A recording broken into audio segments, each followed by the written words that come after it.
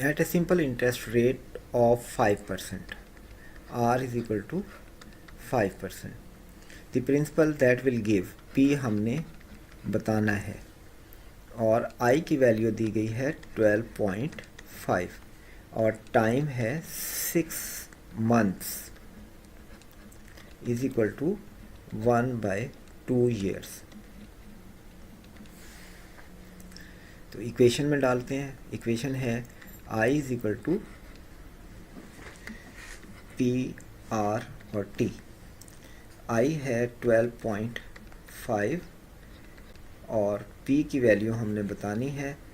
R आपके पास है 5%, 5/100 और T है 1/2।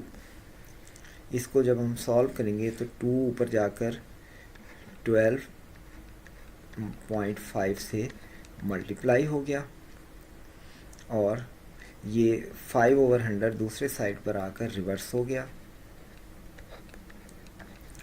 Is equal to P।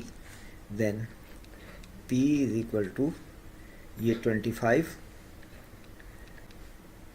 Multiplied by 100/5, तो 5/25 and this is equal to 500, यानी कि प्रिंसिपल वैल्यू होगी 500।